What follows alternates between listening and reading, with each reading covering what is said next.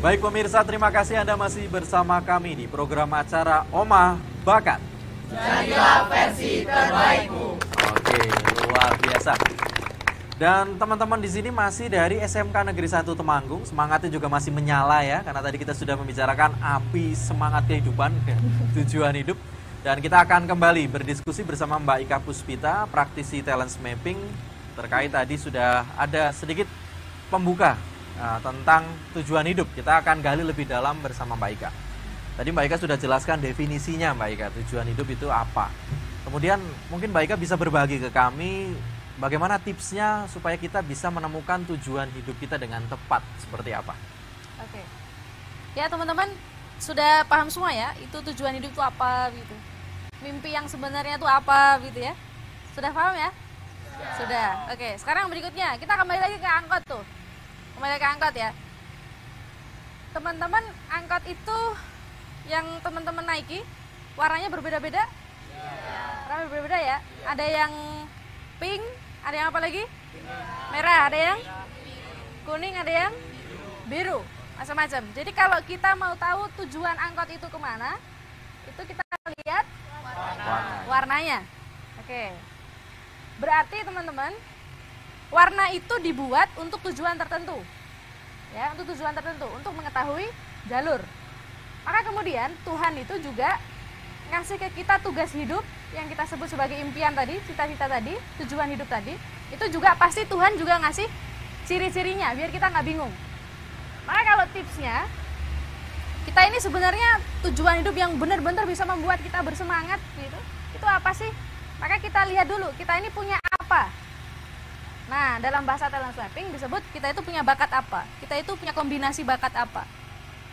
Nah, bakat apa kombinasi yang dominan yang kita miliki?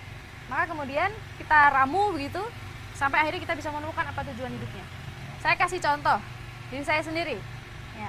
Saya itu suka ngomong, dan kalau ngomong lumayan lumayan bisa didengarkan ya. Maksudnya nggak muter yang sampai orang bingung gitu. Ini ngomong apa sebenarnya gitu kan? Satu, saya punya talent namanya komunikasi. Kemudian yang kedua, saya punya talent kalau dalam bahasa talent mapping namanya talent developer. Bukan developer bangunan ya. Tapi developer itu bukan.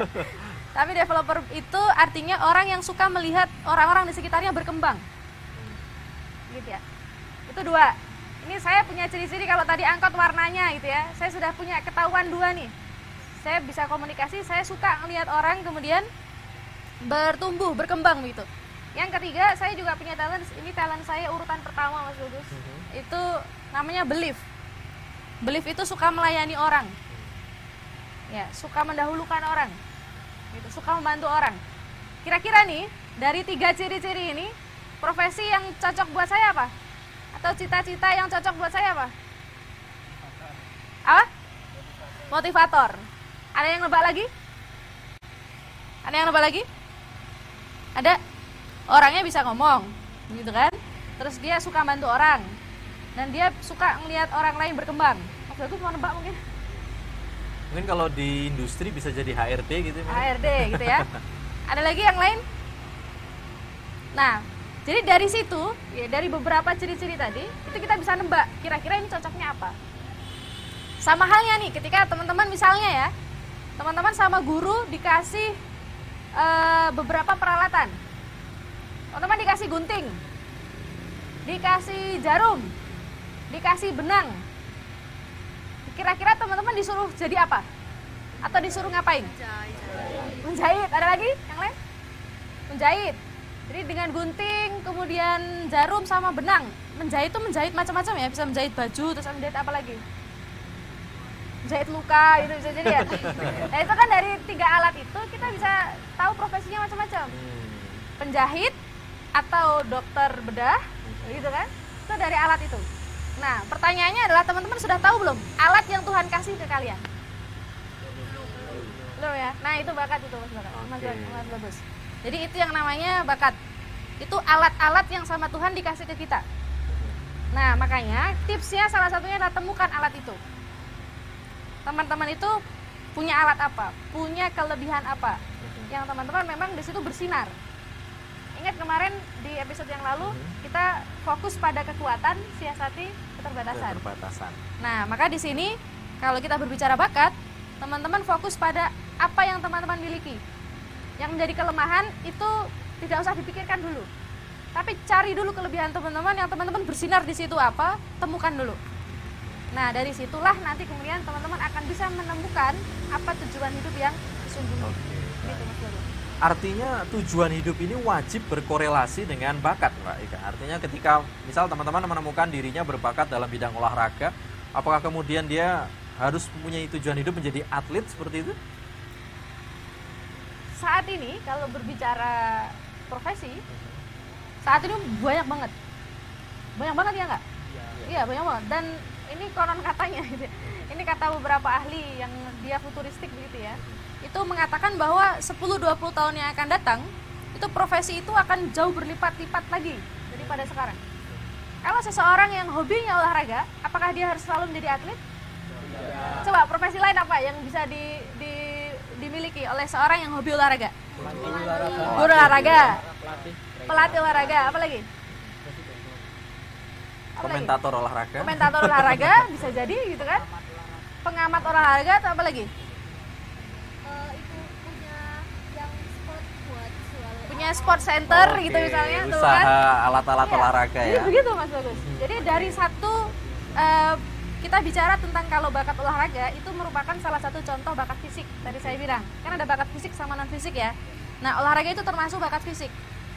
Bakat fisik ini oke, olahraga. Nanti dia akan sangat enjoy dan dia akan sangat bersemangat, tadi saya bilang itu ketika memang tujuan hidupnya masih bersinggungan dengan olahraga, apapun profesinya. Nah, untuk kemudian menentukan dia itu jadi penjual alat olahraga, jadi guru olahraga, jadi konsultan olahraga, jadi komentator olahraga, yang menentukan ini, yang lainnya ini adalah bakat yang non fisik ya. Jadi misal orang suka olahraga, tambah dia punya talent developer kayak saya misalnya, kemudian dia punya talent komunikasi, kemungkinan dia akan nyaman dan sangat enjoy banget jadi guru olahraga atau dosen di fakultas ilmu olahraga misalnya. Nah, dia akan nyaman di situ. Tapi ada orang yang misalnya dia tambah komandernya kuat, talent komandernya kuat. Nah, jadi dia suka nyuruh-nyuruh orang, orangnya tegas banget, kelihatan galak banget gitu misalnya. Nah, mungkin dia akan lebih cocok jadi pelatih, misalnya begitu. Nah, jadi bakat, mengetahui bakat fisik itu jadi salah satu modal untuk kita tahu tujuannya. Tapi yang berikutnya diketahui nih bakat non fisiknya apa, agar kita tepat memilihnya.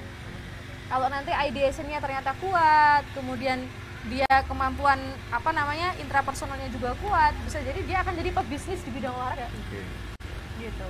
Atau dia nanti jadi promotor saja, gitu kan. Nah, itu macam-macam. Atau jadi administrator di bidang olahraga. Kebayang nggak kalau atlet sebanyak itu di Indonesia nggak ada administratornya? Ya kacau kan? Nah, tapi ada orang yang suka olahraga tapi dia teliti banget. Dia suka pembukuan, suka macam-macam itu kan, suka nulis-nulis. Bisa jadi, nah dia cocoknya jadi administrator tapi masih di dunia begitu Mas Bagus. Artinya tetap harus ditemukan dulu bakat fisik maupun bakat non fisiknya. Seperti itu yang agar enjoy. Nah, tapi kalaupun memang terpaksanya kondisi menyebabkan dia tidak bisa sejalan dengan itu, nanti kita bahas lagi. Oke, baik. Satu pertanyaan lagi Mbak Ika.